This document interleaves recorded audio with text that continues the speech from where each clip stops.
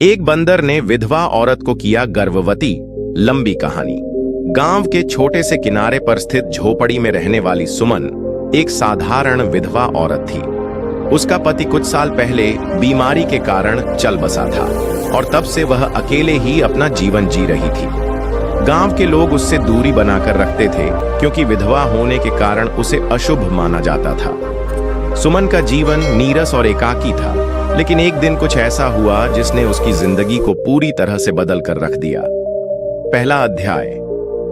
अकेली जिंदगी। सुमन सुबह जल्दी उठकर पूजा पाठ करती, फिर जंगल से लकड़ियां इकट्ठा करने जाती। उस दिन भी वह सुबह सुबह जंगल की ओर चल पड़ी। रास्ते में उसे एक छोटा सा बंदर दिखाई दिया जो एक पेड़ की डाल पर बैठा हुआ था। बंदर ने सुमन की ओर देखा और कुछ अजीब सी आवाज निकाली। सुमन ने उसकी ओर ध्यान नहीं दिया और आगे बढ़ गई। लेकिन अगले दिन फिर वही बंदर उसके सामने आ गया। इस बार वह जमीन पर बैठा था और सुमन की ओर मटकते हुए देख रहा था। सुमन ने उसे भगाने की कोशिश की, लेकिन बंदर नहीं गया।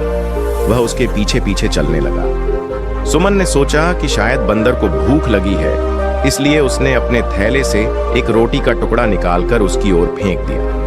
बंदर ने रोटी उठाई और खाने लगा। धीरे धीरे यह एक दैनिक दिनचर्या बन गई। सुमन रोज बंदर को खाना देती और बंदर उसके साथ जंगल तक चलता। कुछ दिनों बाद सुमन को बंदर की आदत पड़ गई और वह उससे बातें करने लगी, जैसे कोई इंसान से करता है। बंदर भी उसकी आवाज सुनकर प्रतिक्रिया देता, कभी चिल्लाता तो कभी हंसता हुआ सा लगता। दूसरा अध्याय।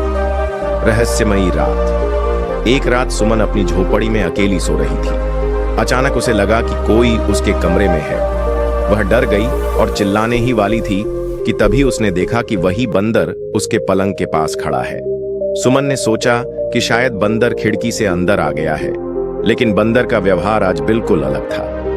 बंदर ने सुमन की ओर देखा और फिर अचानक उसके पास आकर बैठ गया। सुमन ने उसे भगाने की कोशिश की, लेकिन बंदर नहीं हटा। तभी अचानक बंदर का रूप बदलने लगा।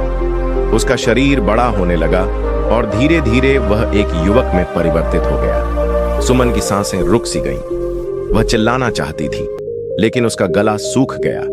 युवक ने मुस्कुराते हुए कहा, डरो मत सुमन, मैं तुम्हारा कोई नुकसान नहीं करूंगा। सुमन ने डरते हुए पूछा, तुम हो कौन? युवक ने जवाब दिया, मैं एक वानर देवता हूं।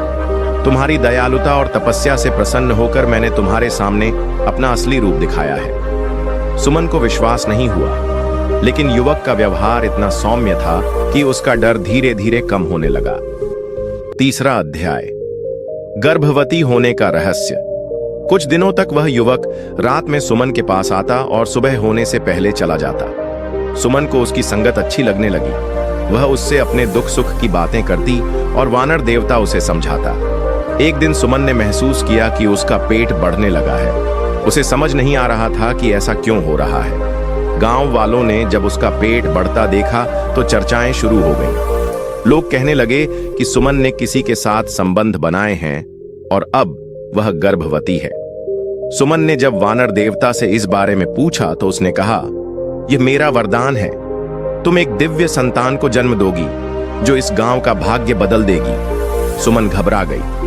गांव वाले उसे अपमानित कर रहे थे, लेकिन वह कुछ बोल नहीं पा रही थी। चौथा अध्याय। संतान का जन्म और चमत्कार। 9 महीने बाद सुमन ने एक स्वस्थ बच्चे को जन्म दिया। बच्चे के कान थोड़े बड़े थे और उसकी आंखों में एक अजीब सी चमक थी।